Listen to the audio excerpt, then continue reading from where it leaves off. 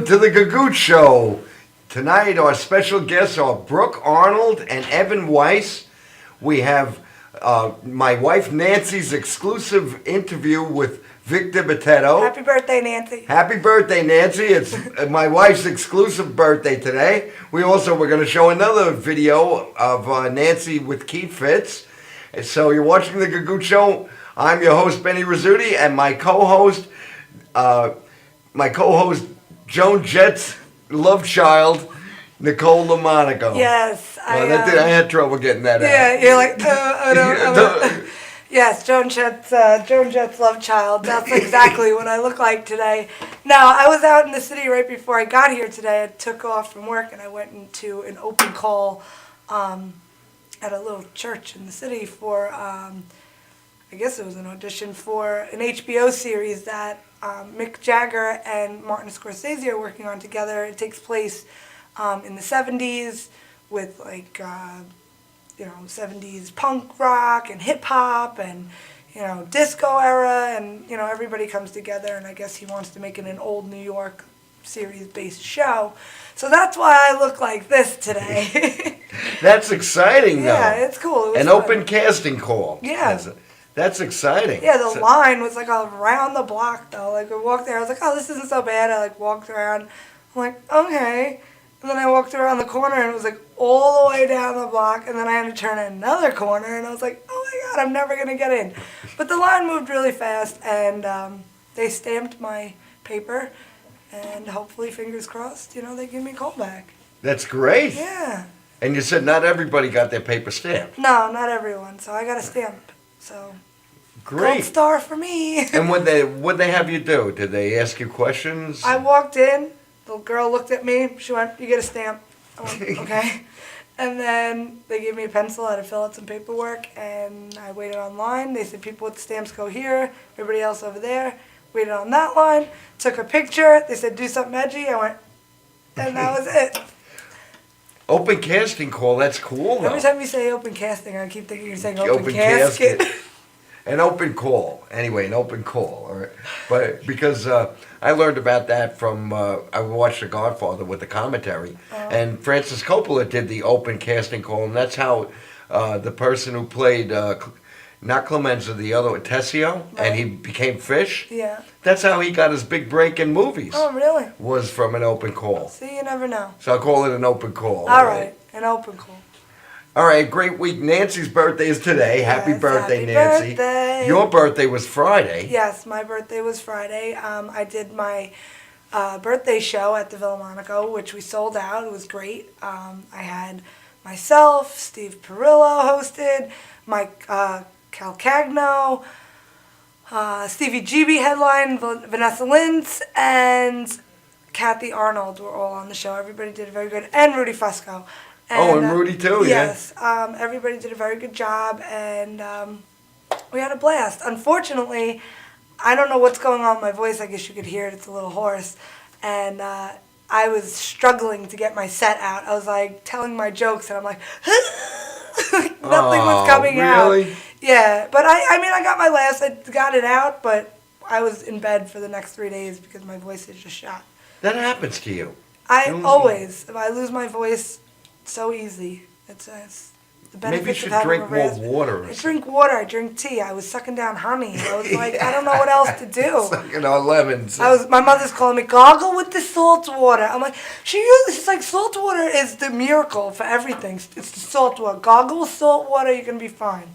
Well, because your mom's Italian, right? Right. Did I listen? No. Salt and Epsom salt is another thing. I always had Epsom salt, you don't gargle with that. No, no. If you have a splinter or something, soak your hand in Epsom salt. It's salt, It works. Salt's good for you unless you eat it, As long as you're soaking in it or gargling it, it's fine. But don't eat it. You should have done that, though. Yeah, I know. Then she bought me cough drops and stuff, so it's back. It's not 100%, but it's back. So yeah, it's coming back. For what it is. That's good. We have a show. I want to talk about that. We have a show coming up 1 week from tomorrow. You and I are doing a show 1 week from tomorrow at on the waterfront. In Patchogue? In right? Patchogue, on the waterfront in Patchogue, and it happens to be, coincidentally, on the waterfront. It is? It's right on the bay. It's a great place, a lot of fun. And Paul Bond is headliner. The headliner, Paul Bond. Nicole is going to feature. I'm going to be the host. So I'm going to be the MC. I'm going to host that show. Yay! It's going to be a lot of fun. It's going to be fun. I'm excited. It's Me going to too. be a good show. Me too. It's going to be a lot of fun. Did one, what's today? Tuesday. Last night at La Focaccia with Rudy Fesco again, Pat Marone, Wes Deegan, John LaRocchia, Talia, oh my Gill? God. Yeah, Talia Gill, and George Rini. Wow. Yeah, it was Big fun. show for Monday night. There was 2 people in the audience, and they were the greatest 2 audience members there. And one of the guys had such a great laugh, which was nice for us because we were like, yeah, we're killing right now. Yeah. You know, so it was fun. We had a good time. Though. That's great. That's Yeah. fun. Yep. How's your radio show going? My radio show's a lot of fun. It's I did really good. I'm still learning. They updated its state of the art radio station here. Right. And now we're at the point I'm doing my own. I'm putting together my own library. I'm taking my songs, making MP3s. But now they're hooking up a computer where I can get a song. You mention a song to me, and I can look it up on this computer, and it doesn't just real fancy, not just the song, because Tom Mealy showed me, he says, give me a song. So I said, All the Young Dudes. You know that song?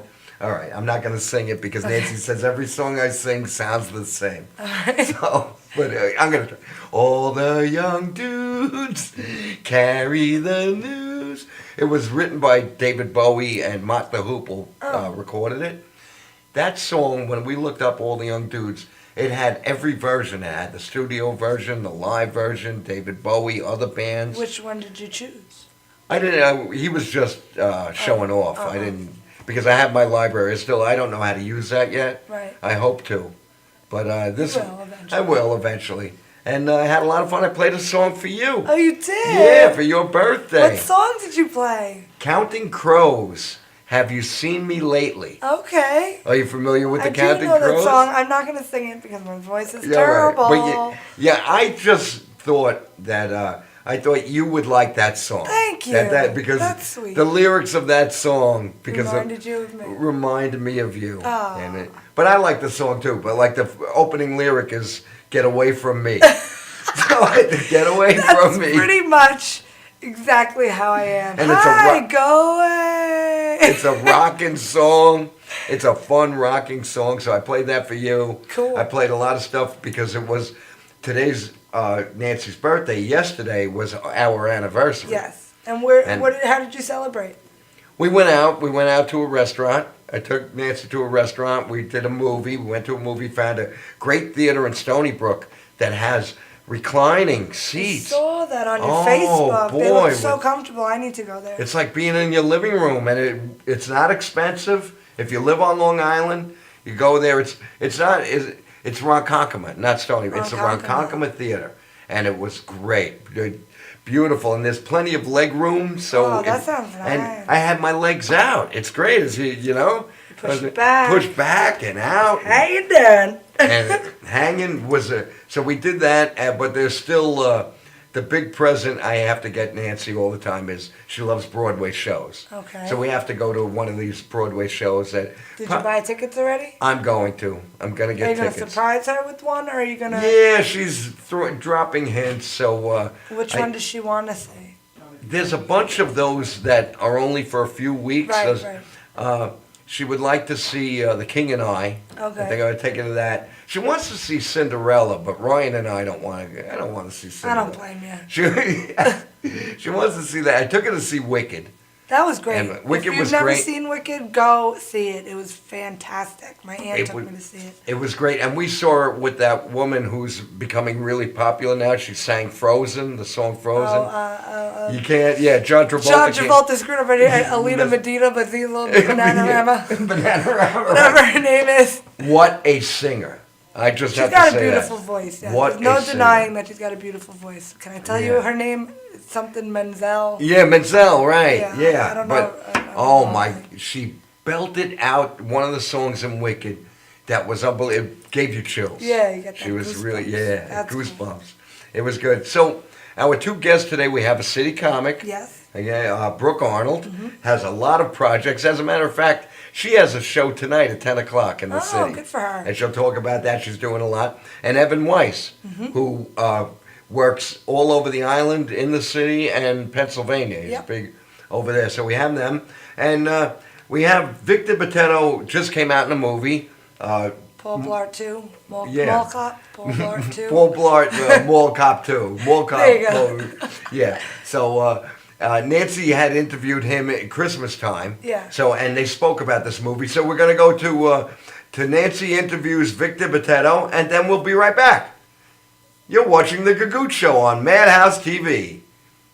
Hi, this is Nancy for the Gagoot Show, and we are here at McGuire's in Bohemia, which is a franchise of governors, and I am here with the Vic DiPotetto. Hello, darling. How are you? Hello, Nancy. Thank you for having me. Oh, thank you for having me. Good to see Thank you. Same here, sweetie. So tell me what's going on now. What isn't going on? I got a movie coming out with Kevin James, Mall Cop 2. That comes out April 17th. I'm on a show called Don't Know Jack on Hulu. That'll be out also this spring. Selling out clubs. I got a great manager, a beautiful wife, two wonderful children. What more could I ask for? Isn't that great? And he's doing it all. He's doing it all. And you have a new website?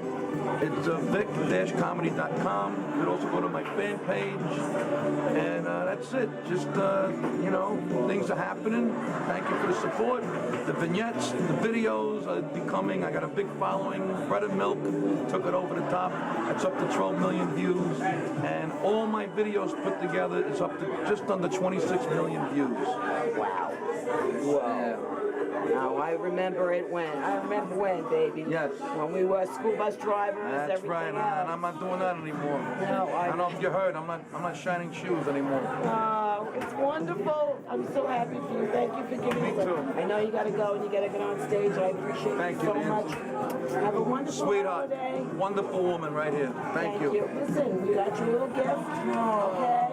This is for you. Thank you. know. Should I open it now? Sure, go ahead. I'll open it like the little kids on Christmas morning. Oh, how'd you know? I would have never figured it out. All right. Thank you, folks. Okay. Thank you. Have a great show. Very nice. sweetheart. Thank you. And Merry Christmas.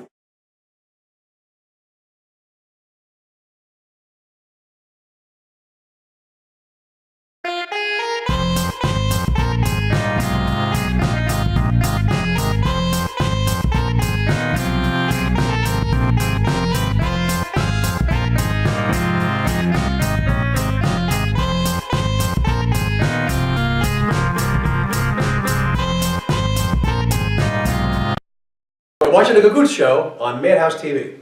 And do that little. Yeah, I love that. I love I'll do it one time.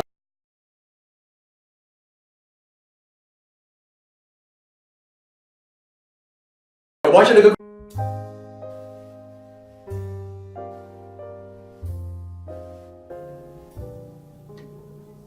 My name is Dr. Robert Brevard.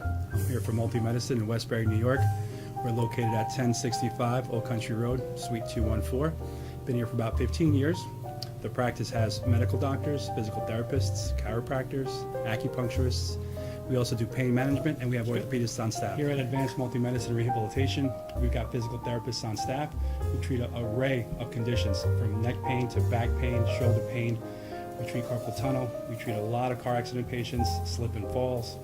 We treat patients with knee injuries, with ankle injuries. We have state-of-the-art equipment. We've been here for over 15 years. Vast array of diagnostic testing, from x-rays to EMGs. What is an EMG? It's a diagnostic test that allows a doctor to determine where the pinched nerve is.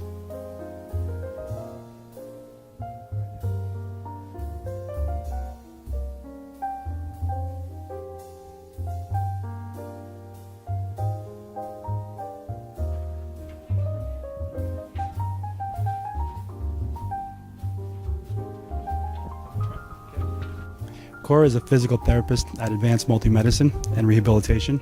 She's working on Stephanie, who was involved recently in an automobile accident. Stephanie has tight thoracic and cervical musculature, and Cora is doing some myofascial release work and some therapeutic stretching to help her with her pain. Vicky is also a patient here at Advanced Multi-Medicine and Rehabilitation. Vicky is now working her leg muscles, specifically her quadricep muscles, trying to strengthen them after an injury she sustained.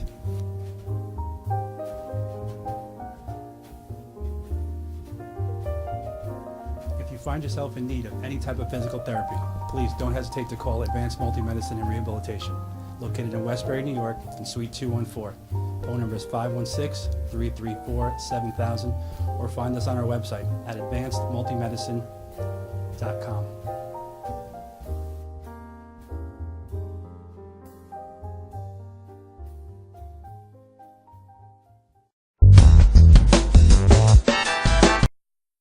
This is Beth. Hi. Oh, congratulations. When are you due?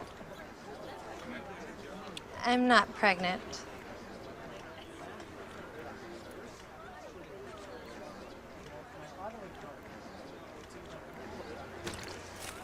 Oh, look at that.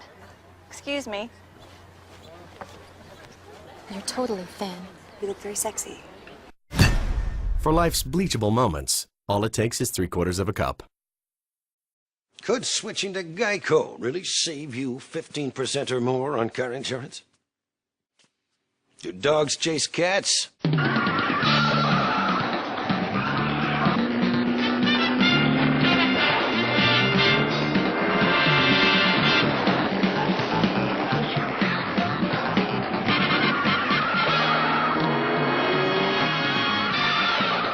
Geico. 15 minutes could save you 15% or more on car insurance.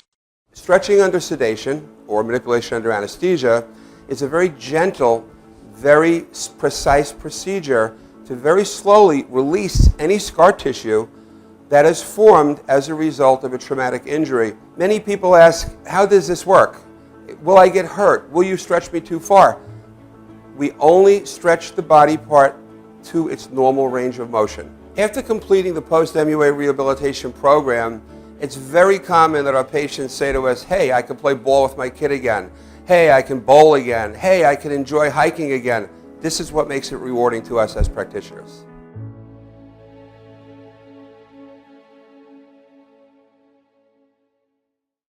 So this little old lady, she comes over to me and she goes, you're never going to be successful unless you follow Jesus.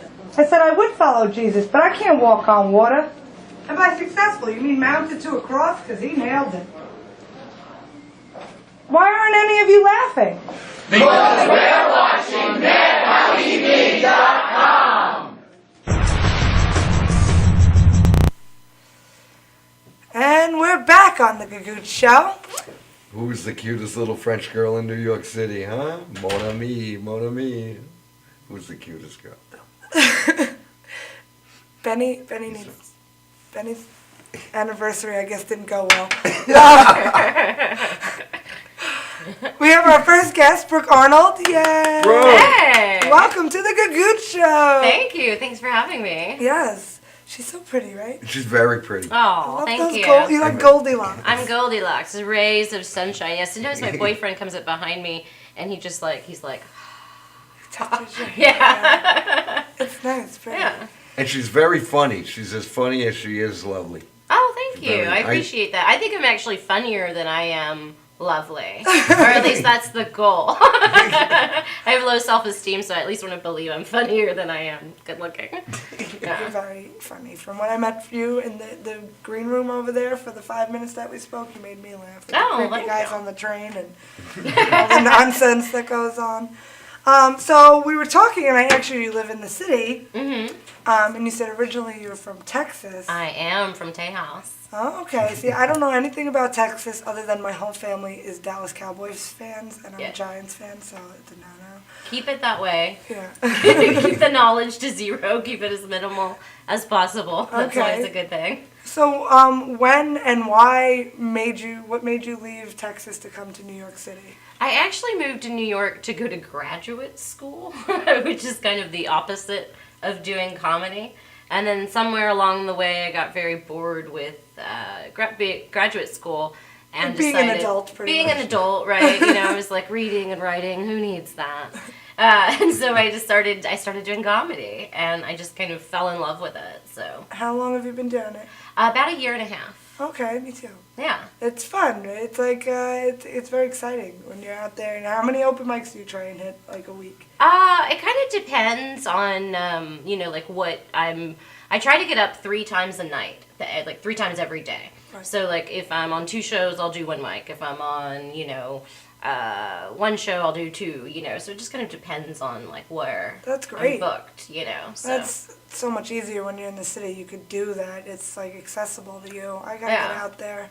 It sounds easy, but like when you're the one when you're like running from place to place and trying to get on, and then like jumping on the subway, it gets so exhausting. Like every time I get home and I just kind of like face plant on the floor. I get that. Yeah, I sleep on the couch more than like in bed just because I fall asleep. Like as soon as I get home, I'm just like it's closer, like crawling to it. I get So it. 3 times a night. Yeah. You perform from Monday through Thursday or Monday through. Oh no, like 7 days. 7 days a days. week. I take Saturday. I took the night off from performing. It was the first night I'd had off since like mid-February.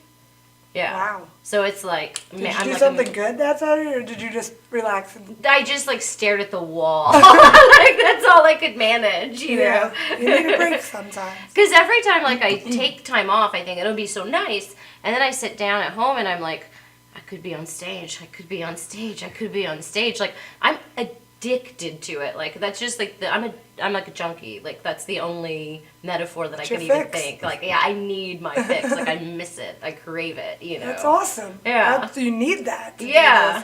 Otherwise, it could be a lot of heartache. You know what I mean? Right. If you got a soft skin, Yeah. But you keep plugging away at it every day. That's fantastic. Yeah. Do you have any shows though where the audience is so unruly that you would say I'm not going up? Has that Like ever happened? refuse to go up? I definitely have refused to go up. I've been scared many, many, many times, But I have this like new trick I've been practicing where I'll kind of go into the room and I'll kind of gauge what it is that they're laughing a lot at, right? So like some audiences might be laughing a lot at sex jokes. I don't do a lot of sex jokes, but I'll do them if I notice they're getting a really good response. Or sometimes audiences are just, they think cursing is funny. And so if someone gets on stage and is cursing a lot, they'll laugh a lot more. And so I don't curse a lot in my set, but if I notice that that's going well, I'll do it. So I do definitely like... You aim to please. Yeah, I try to be very like... aware of what that particular audience dynamic might be. Sometimes they like act outs, and so I start my set off with something that I've seen working, and then I can kind of feel like I can do my own material, just kind of go into my own material after I see that, what the dynamic is. What made you want to go into stand-up comedy? Like, I know you left school and you wanted to change it, but like, where were you like, stand-up, I'm going to do that? I had a really weird, I've had a very strange life, a very unusual life, and so I started just for fun writing funny essays about my childhood and my life, like I was homeschooled, which is pretty different than what most people experience, so I started writing kind of funny essays about it, and I just enjoyed writing funny things, and I would read them to friends and they would laugh. And I just got kind of addicted to the idea of making people laugh. Like, I've always loved to make people laugh in conversation, when I'm teaching, in any kind of situation. So, like, getting to make people laugh full time, like, what could be better? What could be better than that? Like, I'm like, why didn't I think of this sooner? I agree. So you're a teacher also? You teach? I'm a professor at Queens College. Wow. So, yeah. So at least... once per semester, one of my students comes up to me and he's like, so, you do stand-up comedy? It's always a guy, because they're the ones that Google you when they go home. And I'm kind of like, yeah, I do. And sometimes they'll even ask me, like, a group of my students banded together recently and, like, we're like, do a set, do a set, do a set. But I don't know, it just seems so weird to, like, try to do stand-up in, like, the middle of a classroom in front of, like, people you're going to be grading. I'm like, you better laugh or I'm giving you an F, that kind of thing. It was just awkward, so. Don't you find it awkward?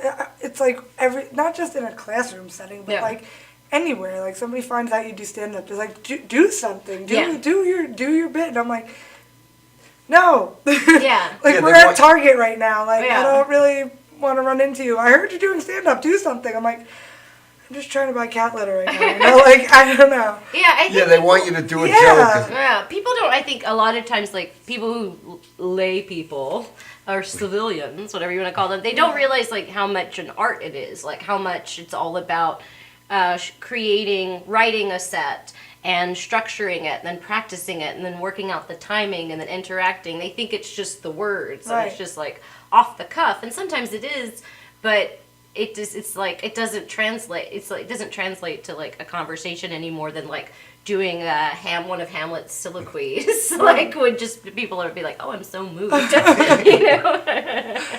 Now you have a lot of projects underway. I have so many projects under the way. I recently started performing at Stand Up New York, so I want to plug. That's an awesome club, and I want to give them a good plug because they've been giving me a lot of stage time, and it's just a great room. Like if you're watching and you haven't gone, you should go to the club any night of the week. They always have great shows.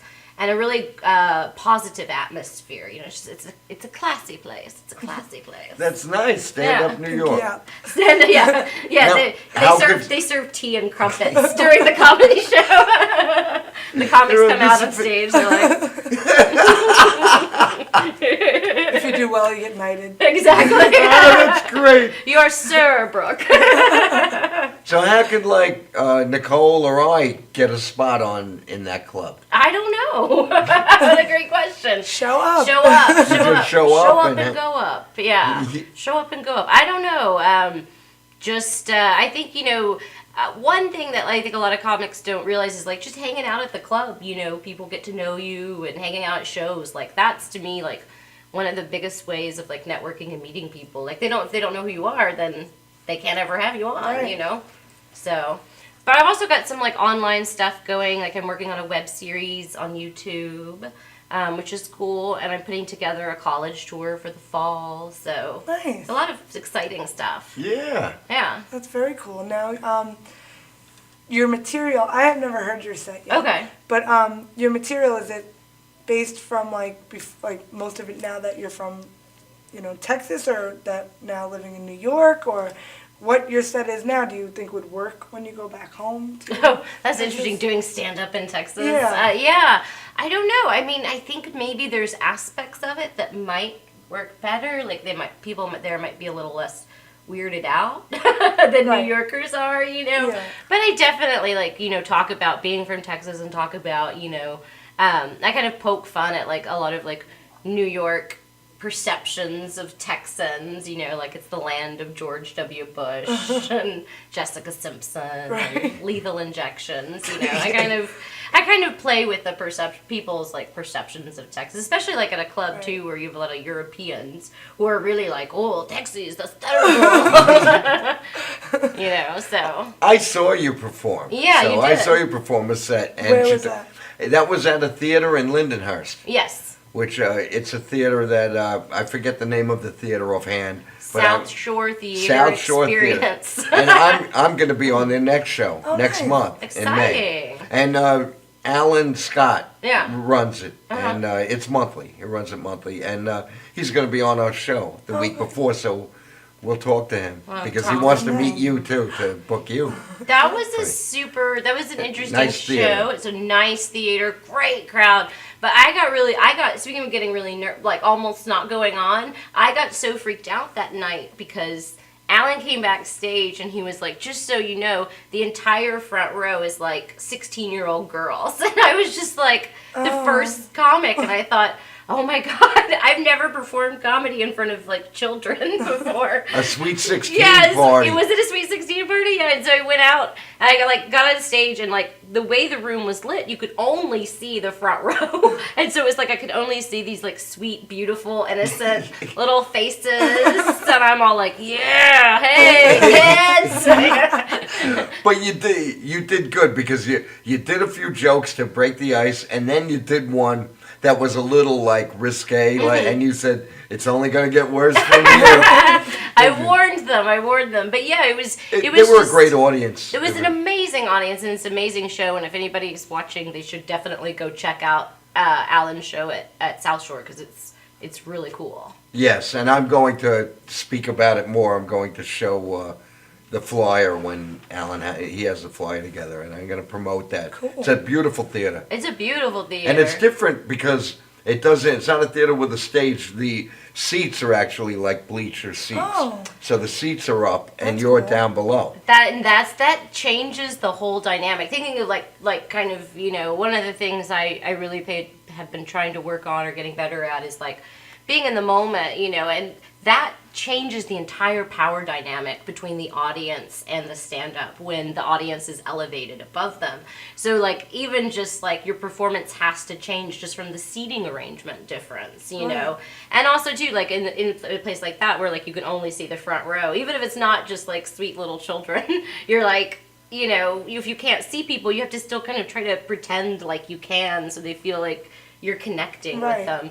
And that's like honestly like really what I love about stand-up, in addition to making people laugh, is that I feel like every time I do it, it's like a whole new challenge. And I love that. I love feeling constantly challenged, that every show I'm on is completely different than the last one I was on. Right. And it's never going to be the same thing 2 times in a row, ever. Even if you're doing the same material, you have to kind of play with it. And I just love that challenge. Do you so much. record yourself? I do, every single set. Every set? Single set. I have more recordings of myself like performing stand-up on my computer than like anything else. It's just like... But audio, right? Audio, not... I do audio and video. Oh, you do? Okay. Yeah, I do mostly audio. It just kind of depends on what I need. If I'm working on something, I'll usually videotape it. That way I can kind of, get a fuller picture of what needs to be worked on. If it's just a regular show, I'll usually audio record it. And it could be good for me too, because I'm a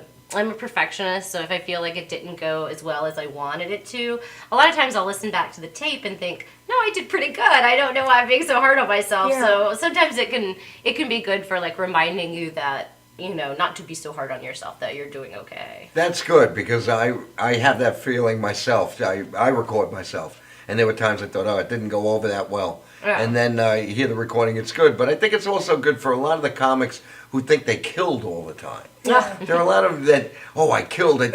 And if you play the tape enough, you didn't kill. I think there's just always going to be those dudes that my friend Lindsay and I joke about this all the time, because we feel like it's mostly male comics who like go out and do terrible, and then I'm like, I killed, and then she and I will go out and do great, and we're like, we're the worst people ever, and we'll just cry about it. So we have like a whole joke, inside joke thing about those guys that you see just doing terrible, and they get off stage and they're like, I smashed! I'm a machine! I'm amazing! And I'm like, were we in the same reality? Because but they don't record. They don't record themselves. Maybe not. No, a lot of them. I knew a few comics like that. Maybe they just don't want to. They what? Maybe they don't want to. But they think their material's great. If you tell them you should cut a joke down, they don't want to do that. Yeah. They don't. Right. And they're like, no, I killed. And I remember I had an argument with somebody that I did the radio show with, and he was like, I killed. I said, do you record yourself? And he said, no. I said, then you have no idea. Right. You really have no idea, because there was a time I thought I killed. Right. Yeah. And then I played it for my friend, and he told me, you bombed. And that's how I learned. That's how you learn, He says, yeah, you didn't really kill. I've gotten more patient with those people, though. I used to be really judgy about it. I've gotten more patient because I realized, like, it's so hard. Like, it's the most vulnerable thing you can do is to set yourself up completely alone as yourself on a stage and put yourself at the mercy of total strangers, It's so vulnerable. And so I think a lot of people, they kind of overcompensate, so I always notice, like, new comics, they kind of get this, like, this, like, fake bravado on stage.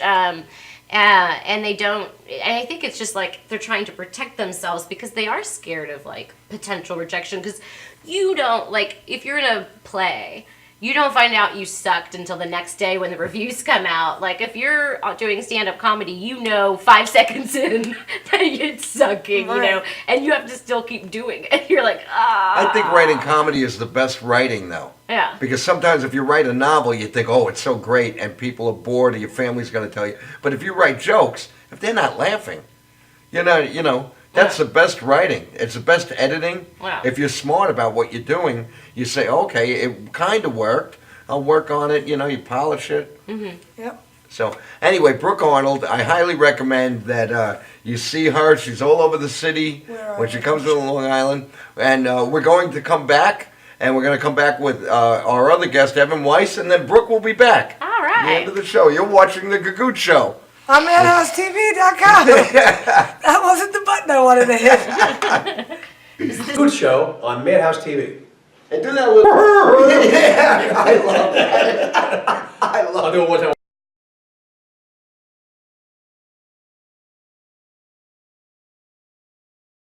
Watching the Gagoot. Are you planning an event and want to include entertainment, but you're not sure where to turn? Act1Entertainment.net has provided over 1,500 events with quality, affordable live entertainment at private parties, corporate affairs, festivals, bike rallies, and more. Act 1 will fit into your budget. They're friendly, reliable, and do all the legwork for you. They take all major credit cards. Log on to Act1Entertainment.net for a free, no-obligation price quote or call 631-758-3505 for a brochure. You'll be happy you did.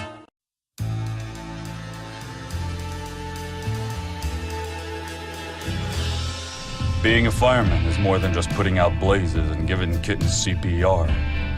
Sometimes my duty demands I fan the flames, like when a call comes in from a lady who needs immediate assistance. Maybe she needs help with a computer thing. Maybe she wants to go antique. Could be as simple as understanding that walking in heels it's hard. Aussi simple que l'été dernier à Paris.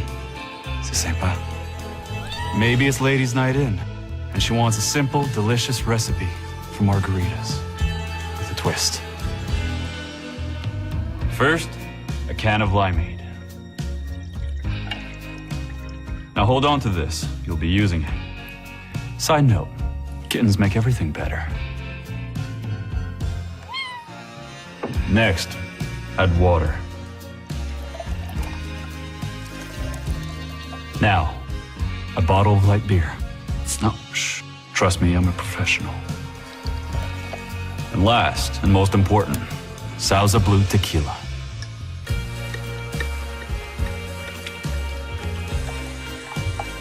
Now, mix it up.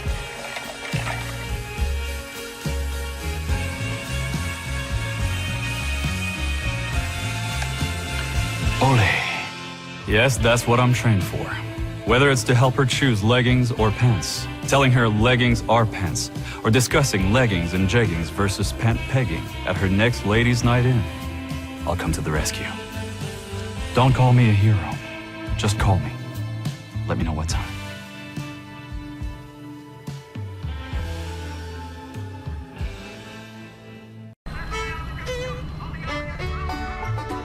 Guys, ready for the show? Yeah. Enjoy.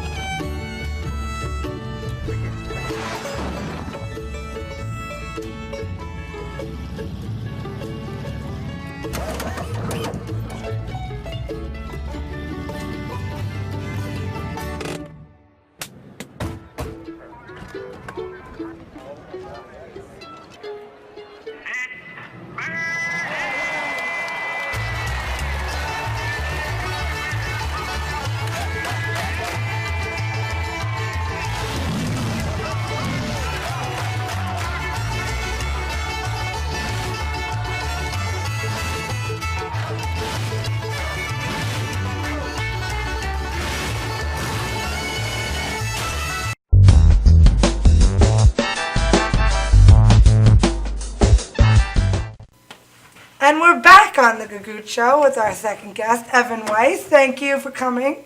Evan, welcome. How many years, Evan? How many years do I know you? Years? I've known you for many years. Geez, the 90s we go back to. The 90s. Remember the The 90s? 90s. When were you born? Yeah. 87.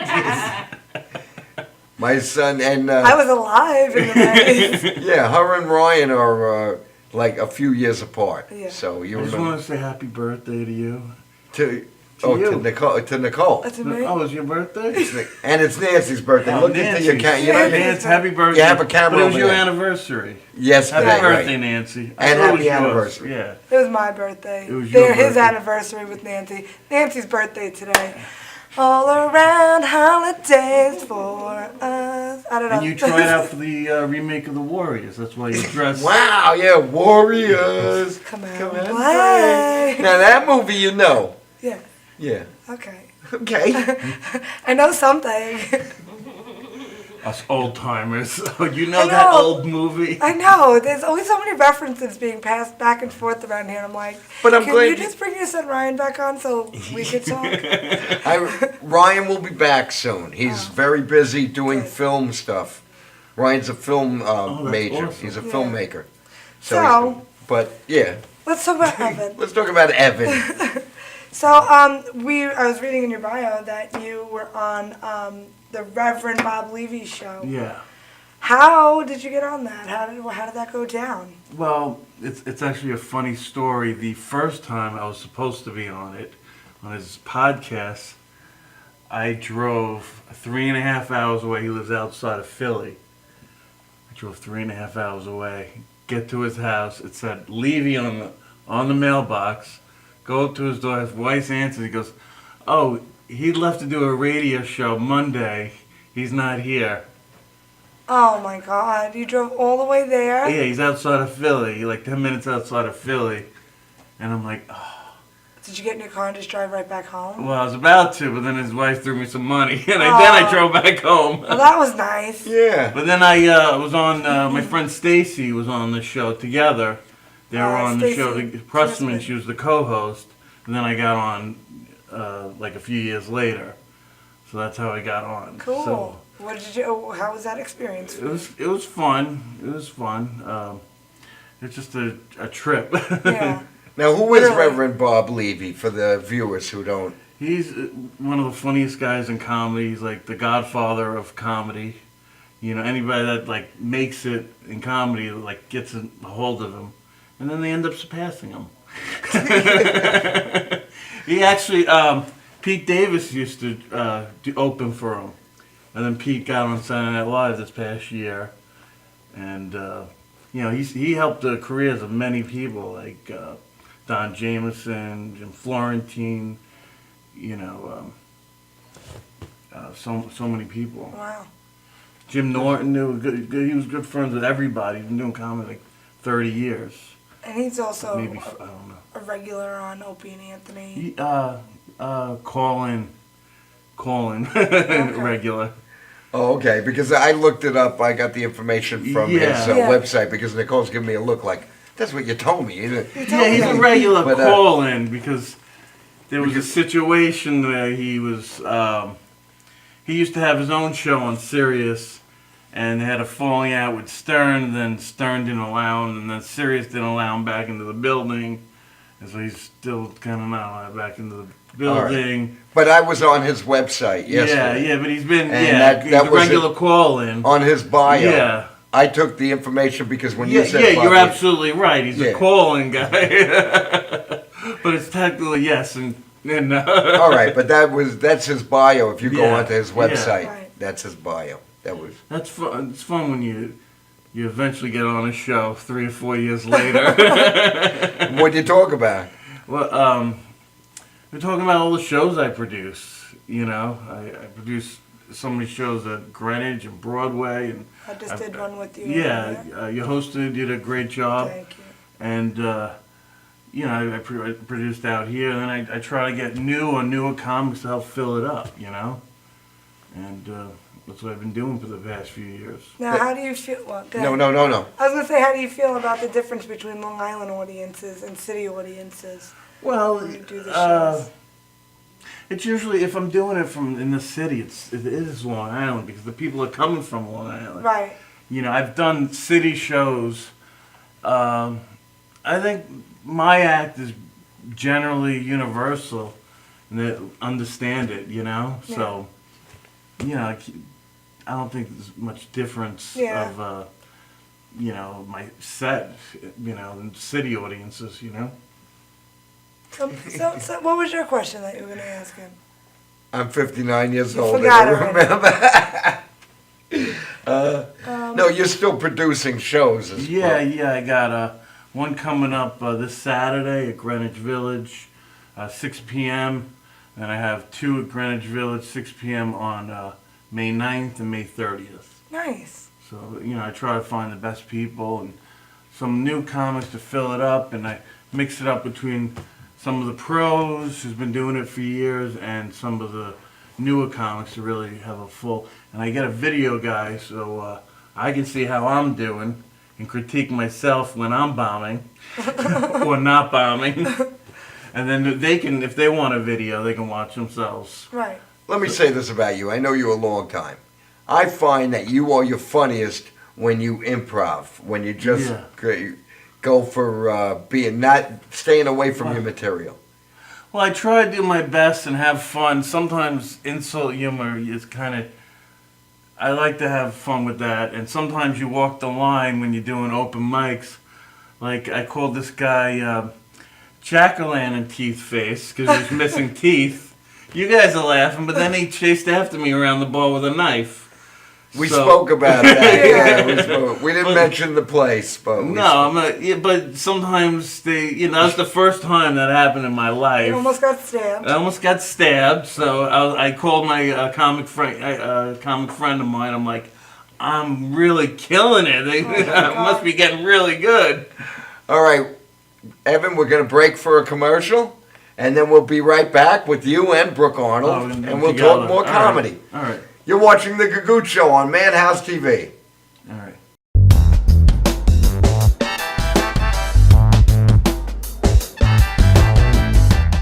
Old Spice body spray will make you feel so powerful to blow your mind right in front of your face. Goodbye. Oh no! It's like power. Automatic freshness, softness, and static control has never been easier with the Bounce Dryer Bar. I just stick it to the inside of my dryer, and I never have to remember. Old Spice body spray makes you smell like power! It's so powerful it sells itself in other people's commercials. You smell like outdoor freshness. You smell like power. Yeah, I do.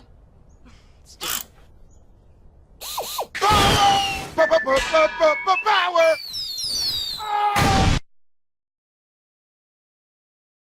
Try this routine to feel fresh and clean. Pair Charmin Fresh Mates with your Charmin. Oh, Spice body spray is too powerful to stay in its own commercial. That's right. Power.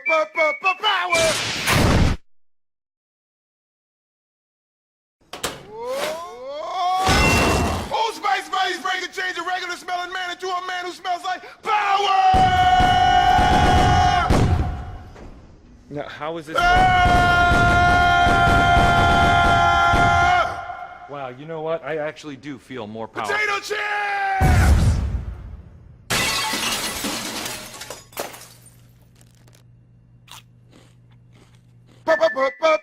Power! It's me.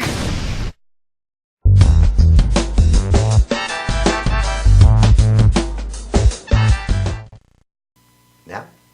And we're back with the Gagoot Show and with both of our guests, Evan Weiss and Brooke Arnold. Yay. We're running, the show is running, we're just running. Let's not waste any time. Like a boulder. We're just a boulder. So, Evan, you were about to tell us the story. And then we had I was shopping at one of my fancy places I go to hang out, ShopRite. And I'm just like, I'm in my sweatpants, like gym shirt, and someone yells out, "Comedian!" Just that word, just comedian. It's, hey, comedy. And I look around, and like the guy points at me. It's like one of the workers, the butcher. And I'm like, I didn't know if he was heckling me. Or I just took it as, I felt good. All right, I'm a comedian. And I just went to looking like a homeless person, filling the car. Did you at least buy some meat from him? Yeah, I bought grilled chicken. Oh, okay. I would have got a quarter pound of bologna. I would have gotten honey ham.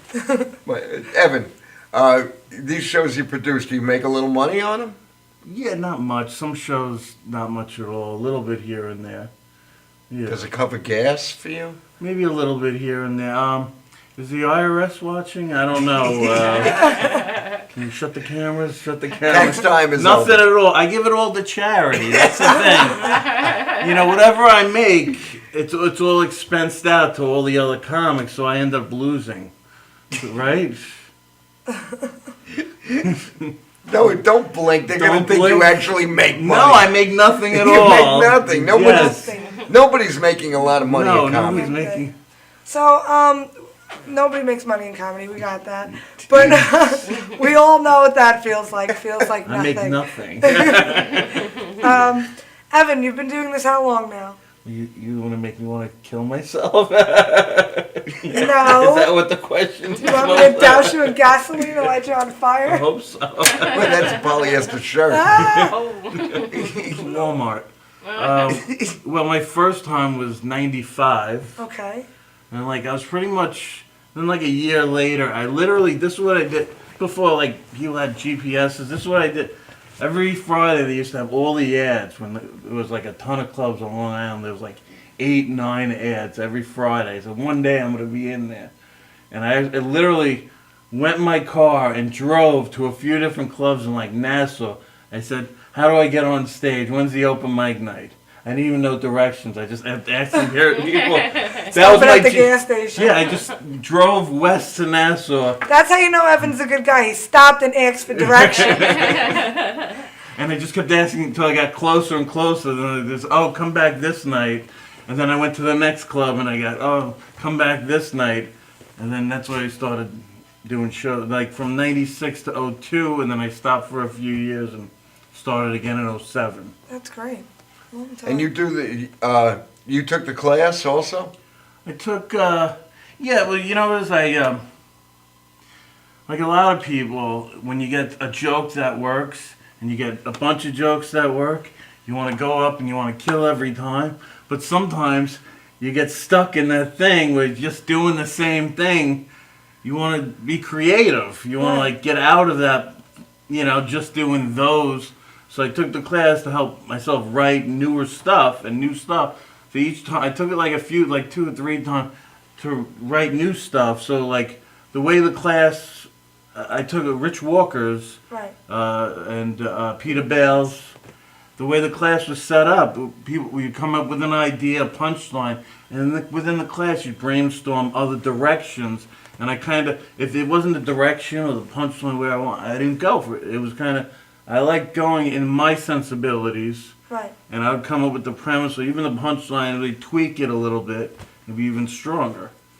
And how about you, Brooke? Have you taken any comedy classes, or? I have not. I've been that kind of anti-comedy class because I feel like I don't want other people to tell me what is funny, and I don't want other people to write my jokes for me. And so I wanted to develop organically. And so even since I started, doing a lot of performance, I've even kind of dialed back on watching a lot of stand-up comedy, on television, because it's so easy to let things seep through, and you're doing a joke that's structured like somebody's, or you're doing a performance that's structured like somebody's, and I just wanted it to be very a pure as much of a pure expression as who I am as possible. It's funny you say that because I said the same thing too. So many people are like, oh, which comedians do you watch? And and I'm like, honestly, I really don't. I don't watch much TV. I don't watch really what's going on. And I was going through a little bit of a writer's block or whatever you want to call it. I just my creativity level was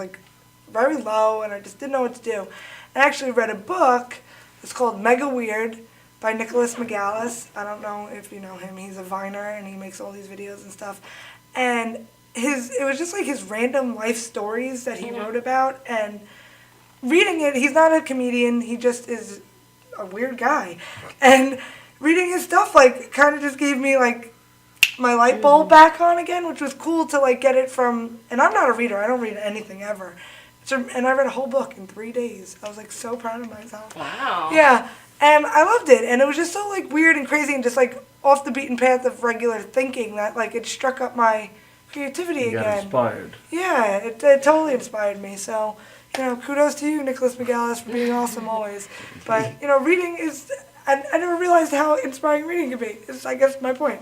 You don't have to watch TV all the time. Yeah, I think like a lot of times when I'm like feeling stuck, I'll like listen to like an album that I really loved when I was a teenager, and then suddenly it's like bringing up all these emotions and these memories and these images and these pictures, and I'll think like, I loved this because she's talking about feeling stifled, and I want to explore that in my comedy, right? Or I love this because she's talking about feeling different from everyone else around her, and I want to explore that in my comedy. So I find that to be like I completely agree with you. It's such a great jumping off point. How did you learn to structure your act if you didn't have any actual guidance? When you first started? When I first started, well, I am a literature professor, and I teach writing. So, I mean, that's just something that, I understand narrative. A joke is a narrative, and it's telling a story just like you would tell in a novel or just like you'd tell in a short story. It just is a slightly different end to it. But as a professor of literature, though, it's still, some people can't, it's a performance art. Right. Stand-up comedy is a performance art. So you had to have had that in you to be able to perform, because you can read, you can read something very well written, but that doesn't mean you'll have the courage or the finesse to deliver it. Well, I mean, but teaching is also a performance. It's hard. It's harder to get 40 kids 18-year-olds at Queens College interested in Jane Austen than it will ever be to get anyone interested in one of my jokes. That's That's like true. if I can be like, hey, love this, There's a fun show. We're going to have you both back. Yeah. We're running out of time. So is there any plugs, anything you want to talk about, an upcoming plug? Well, I What just you have got, going on like I this- said, my 3 shows coming up at Greenwich Village this Saturday. Which is a great room, by The 25th, 6 p.m. Next month, May 9th, Saturday, 6 p.m. at Greenwich, and the 30th. And Evan's going to be on my show that I'm doing at Napper Tandy's on Napper Tandy's too. April 27th. Oh, I got something in June in And Brooke? Pennsylvania. I'm performing pretty much every night at a different place. So check out brookearnold.com. I list all of my shows on there, so you know where I am you can stalk me any day of the week at And brookearnold.com. 1 week from tomorrow, you can see Nicole and myself performing together at Patchogue on the waterfront. And happy birthday, Nancy. Happy birthday, Nancy. Happy birthday, Nancy. Nancy, when we get to the video, we're going to sing. Happy birthday to you. Happy birthday to you. Happy birthday, my dear wife Nancy. Nancy. His wife Nancy. Happy birthday to you. An anniversary to you.